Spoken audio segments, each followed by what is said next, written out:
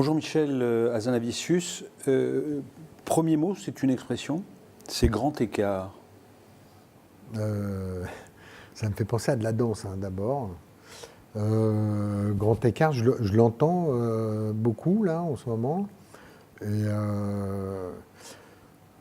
c'est pas quelque chose qui vient de moi. Je dirais que c'est un mot de commentateur de... Ma faute, oui. Non, mais C'est un truc de journaliste. non, c'est pas ça, mais c'est une manière de commenter peut-être de quel film je sors et vers quel film je vais. Mais je me pose pas du tout les questions comme ça, évidemment. Et après un film muet, de toute façon, on est condamné au grand écart. C'est-à-dire, essayer de refaire. Oui, mais même avec OSS en même temps. Oui, mais c'est vraiment pas une volonté. C'est plus je veux aller là. Bon, alors s'il faut écarter très très fort les gens, ça devient peut-être un grand écart, mais en fait, c'est pas la figure elle-même qui m'intéresse, quoi. Alors j'ajoute 3 mots pour décliner sur grand écart. C'est choix, c'est liberté, accessoirement c'est audace. Oui, parce que nous avons fait un débat ensemble sur l'audace. Choix et liberté, alors j'assume complètement. Effectivement, j'essaie au maximum de respecter mes choix et de trouver les partenaires qui vont m'aider ou qui vont aller dans le sens de ces choix-là. Et ça c'est une prise de liberté, de fait. Et donc, oui, la liberté, je dirais que c'est film après film. Et ça se gagne, c'est un terrain qui se gagne et qui se perd. C'est-à-dire que quand vous faites un film qui ne marche pas, vous perdez de l'espace de liberté. Quand vous faites un film qui marche, vous en gagnez. Je pense que c'est tout le combat et tout l'enjeu du succès des films, il est précisément ici, sur ce terrain de la liberté. Je mets le mot cinéphilie, je lui ajoute expertise, je pourrais dire connaissance. Vous êtes très connaisseur du cinéma et des techniques du cinéma. Vous êtes connu pour ça. Ouais. Il y a peut-être un petit malentendu sur la cinéphilie, dans le sens où c'est vrai que j'ai mis le cinéma un peu au centre du dispositif de plusieurs films. Ça ne fait pas de moi un spécialiste du cinéma, ça ne fait pas de moi un historien du cinéma, ni même un connaisseur. Je connais des cinéphiles et je me sens immensément inculte. Quand on parle avec Bertrand Tavernier, pour ne citer que lui, c'est sans doute le plus connu, mais il a une connaissance encyclopédique du cinéma et ludique. Et je veux dire, c'est passionnant de l'écouter parler. C'est beaucoup moins passionnant de m'écouter parler du cinéma réellement. J'en connais nettement moins. Je vais vers ce qui m'intéresse. Voilà. Par contre, sur les techniques du cinéma ou sur l'outil cinéma, c'est vrai que j'essaie vraiment de m'y intéresser, de jouer avec et d'explorer les possibilités de l'outil. Ouais, j'essaye. Référence. Référence, ça a été un outil de travail pendant longtemps. En tous les cas, les deux OSS et The Artist, effectivement, il y avait un jeu comme ça sur la référence et sur le cinéma. Aussi parce que les sujets, me semble-t-il, s'y prêtaient. Dans le cas des OSS, je dirais que le sujet principal, c'était le cliché. C'était des films qui parlent du cliché, qui soient moral et politique. Et donc, il y a une illustration formelle voilà, c'est la thématique centrale. Et le film muet, évidemment, comme j'avais cette envie formelle de faire un film muet, j'ai mis le cinéma muet au centre. Je l'ai mis comme sujet du film, alors que c'était la forme qui m'intéressait. Mais donc j'ai un peu triché dans ce sens-là. Dans The Search, j'ai changé. C'est le sujet d'abord qui m'a intéressé, la Tchétchénie. Et du coup, j'ai pas voulu du tout faire le malin. J'ai essayé d'enlever l'ironie, le second degré. J'ai essayé d'avoir un rapport très direct. Voilà. Et donc, me semble-t-il, il y a des influences, évidemment, parce qu'on en a tous, mais il n'y a pas de jeu sur la référence. Tchétchénie. Tchétchénie, vaste programme, comme disait le général de Gaulle. Alors, ça pourrait être l'objet de plein de discussions, mais le premier mot qui me vient à l'esprit, c'est un nom de famille, ce serait Glucksmann. C'est par la famille Glucksmann que j'ai été amené à m'intéresser à la Tchétchénie, à avoir de l'empathie pour ce peuple et à rencontrer des Tchétchènes, des réfugiés, des rescapés. Donc c'est vrai que c'est d'abord à eux que je pense. Sans doute, ou peut-être parce que je suis issu d'une famille juive ashkénaze qui a souffert De l'oppression. ouais, de la Shoah. J'ai une empathie pour ce peuple qui s'est fait massacrer dans une quasi-indifférence générale, ou en tous les cas qui a été pris dans une espèce de faille de l'histoire et qui aujourd'hui n'a même pas la reconnaissance de ce qui lui est arrivé. Donc j'ai beaucoup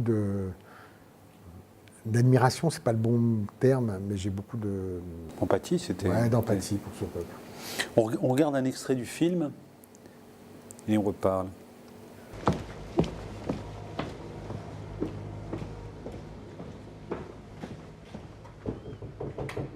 Войдите.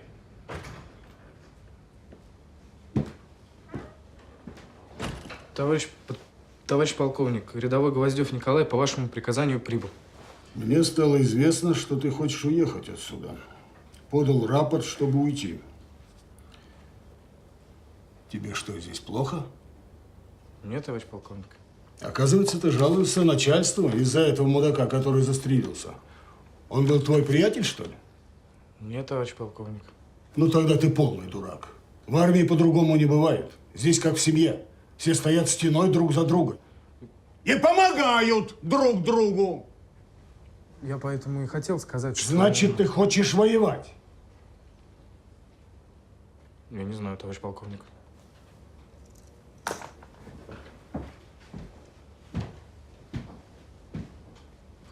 Если ты хочешь уехать, значит, хочешь воевать. Да, я хочу. Ты за кого себя принимаешь? За героя, да? А мы здесь, по-твоему, все трусы? Так? Так, да! Ты считаешь, что имеешь право требовать что-либо? Что ты в состоянии? А может быть, ты лучший друг президента? Нет, я... Заткнись, блядь! Ты и так слишком много болтаешь. Заткни свою пасть! L'idée d'indifférence, justement. Vous avez utilisé le mot, indifférence. On est dans un monde d'indifférence. Ouais, et je pense que l'indifférence est un des trucs les plus mortels. Je pense que c'est le complice premier de la barbarie. Et c'est terrible, et tout est fait pour organiser cette indifférence, c'est-à-dire que la surenchère d'informations crée une espèce de carapace où finalement chaque signal fait partie d'un bruit, et ce bruit il devient inaudible, c'est-à-dire que, et donc il ne crée plus que ça. Je crois qu'au fond on est constitué pour être capable d'empathie pour les gens qui nous entourent et pour à échelle humaine, mais on n'est pas outillé pour avoir de l'empathie pour le monde entier tout le temps. C'est impossible de vivre comme ça, c'est impossible. Et donc, je crois qu'on ne sait plus quoi faire de ce bombardement comme ça de détresse, de malheur, de catastrophe. Et donc, on s'est créé une case, je pense, où on range tout ça d'une manière ce qui est normal, je veux dire, c'est pas du tout une critique, ce qui nous permet de vivre, en fait.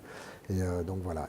Et par-dessus ça, je crois qu'il y a certains éléments où cette indifférence est sciemment organisée, parfois en nous faisant croire que les choses sont beaucoup plus compliquées qu'elles ne le sont en réalité. Il y a parfois des situations, quand on a une situation avec très clairement identifié des bourreaux et des victimes, je ne crois pas que ce soit très compliqué de se positionner moralement par rapport à ce genre de situation. Et on a un peu tendance à dire mais c'est plus compliqué que ça. C'est plus compliqué que ça. Et ce mais c'est plus compliqué que ça, parfois je le trouve assez insupportable. Oppression. Mais oppression, je dirais que c'est une des. C'est un des. Comment dire? C'est un tube des relations humaines. Je pense à vraiment, je trouve qu'il y a dans l'affiche du film, il y a cette symbolique-là, c'est-à-dire qu'il y a le soldat russe et l'incarnation de l'oppression, au-delà de la situation ponctuelle tchétchène, enfin ponctuelle mais sanguinaire, mais il y a là quelque chose d'une symbolique totale de l'oppression. De la Shoah, vous parliez tout à l'heure. Hein, oui, mais l'oppression, je pense qu'elle prend plein de visages. Là, c'est une oppression militaire, c'est une oppression... mais d'ailleurs, il y a je ne sais pas, je vais peut-être dire une bêtise, mais j'ai l'impression qu'il y a deux participes passés, c'est-à-dire il y a opprimé et oppressé. Et c'est assez intéressant. Je pense que chacun d'entre nous, on se crée finalement. Enfin, on vit sous une oppression, quelle qu'elle soit. Elle est plus ou moins meurtrière, elle est plus ou moins flagrante. Mais je ne crois pas qu'on puisse vivre dans une liberté totale sans oppression. Ouais. Divertissement. Divertissement, une notion très proche de mon métier, c'est-à-dire enfin très importante dans mon métier. Il y a parfois un aspect un peu péjoratif ou un peu méprisant quand on parle de divertissement. Moi, j'ai une vision très noble du divertissement et notamment de la comédie et notamment du rire en général. Je pense que c'est une activité très noble de faire rire les gens. Vraiment, je trouve que le genre de la comédie, à mon sens, est un genre très, très haut, quoi. Donc je vais y retourner avec plaisir. J'aime beaucoup l'idée de divertir. Par contre, je ne suis pas sûr qu'on soit obligé de... divertir ne veut pas dire endormir et ne veut pas dire, lénifier. Ça se dit lénifier ? Quelque chose qui est lénifiant. Oui. Ouais, voilà. On n'est pas obligé de faire des choses lénifiantes pour divertir. On peut divertir de manière... C'est Chaplin qui disait « Une journée sans rire ou sans sourire est une journée perdue ». Hein. C'était... Oui, J'ajoute, on parlait de Chaplin, je dirais Kubrick, Spielberg, Zidman, hein, le cinéma américain incarné par ceux-là. Je dirais... je dirais que à trop réfléchir à ces gens-là, on ne fait plus rien. Donc, non, mais c'est... Bon, le cinéma, pour des réalisateurs, vous êtes deux choses à la fois. Hein. Vous êtes spectateur et vous êtes réalisateur. Comme spectateur, on ne peut être qu'en admiration totale et on ne peut que vénérer ces grands noms de l'histoire du cinéma. Comme réalisateur, il faut aussi un peu s'en affranchir parce que c'est trop impressionnant sinon. Vous parliez d'oppression tout à l'heure. C'en est une. Bien sûr. Enfin, je veux dire, Chaplin, c'est oppressant. Enfin, c'est glaçant. Je veux dire. Disneyland. Demain. Disneyland, on a 4 enfants avec Bérénice. Enfin, on en a 2 ensemble, mais moi j'en ai 2. On s'occupe de 4 enfants. Donc Disneyland. Famille recomposée. Ouais, Disneyland, ça fait partie du paysage, bien sûr. Il reste peut-être 2 mots, c'est l'esprit Canal. Oui. Là, dernièrement, c'était les 30 ans de Canal+, donc il y a une espèce de remontée comme ça d'images, d'archives, de textes, de gens, de visages. J'ai vu ça avec plaisir, en fait. Enfin, ça m'a fait plaisir. Je ne sais plus très bien ce que ça veut dire, l'esprit Canal. Mais il y a une réflexion qui m'est venue à l'occasion de cet anniversaire, c'est que donc c'est commencé en 84, Canal+. Moi, j'y étais en 88, 89, à partir de là. On sortait d'une France giscardienne, on avait une France il y avait 3 chaînes de télé. Les gens d'aujourd'hui, s'ils n'ont pas connu cette époque-là, je crois qu'ils ont du mal à imaginer. Je crois que ça correspond à l'idée qu'ils se font des années 50 à peu près. Et tout d'un coup, Canal est arrivé. Il y avait quelques personnes. Il y avait Coluche avant, il y avait des proches, il y avait Jacques Martin, le petit rapporteur. Il y avait comme ça des gens. Mais en gros, il y a une ironie, il y a un irrespect, une irrévérence, une impertinence qui est venue et qui a un peu électrifié, je dirais, la société française. Il se trouve qu'à mon avis, depuis 30 ans, cette ironie a peut-être pris un peu trop de place, c'est-à-dire qu'elle est peut-être devenue un peu trop le discours dominant, et qu'aujourd'hui, c'est compliqué d'être impertinent, c'est compliqué d'être irrévérencieux, parce qu'en fait, on se retrouve vite à être dans la meute, et donc voilà. Donc comment être... l'impertinence n'a de sens que si elle est pertinente par ailleurs, et donc aujourd'hui, c'est plus compliqué, je trouve. D'être impertinent. Ouais. D'accord. Enfin, oui, on peut être d'accord avec ça. Un mot, une expression, et on a fini. Le mot, c'est la barbe. Alors, je suis très copain avec plein de réalisateurs, mais vraiment, j'ai beaucoup. Je suis pas du tout dans un rapport de compétition avec mes collègues, et je suis fasciné par le nombre de barbes chez les réalisateurs. Je suis sûr qu'il y aura un bouquin à écrire sur le système pileux facial des réalisateurs. Certes, chiffre, le dernier, on termine là-dessus. 17 ans. 17 ans, c'est... Bah alors là, bon, on est à Sarlat, on vient de montrer le film à des gamins de 17 ans. J'ai une fille qui a 16 ans, et on a montré le film, pardon de le ramener au film, mais on l'a montré à beaucoup de gamins de 17 ans, et je suis vraiment ravi de voir la réaction de ces gamins, ou de ces jeunes adultes plus exactement. Les jeunes adultes, oui. C'est pas des gamins. Je dirais que 17 ans, c'est un moment de bascule vraiment où c'est encore des enfants et déjà des adultes. Et il y a une espèce d'ouverture très lucide et très sans concession en tout cas sur le monde. Il y a peu de résignation à cet âge-là, et je suis très heureux de voir qu'ils aiment le film. Tu peux ajouter un mot? Avec plaisir. Bérénice Bejo.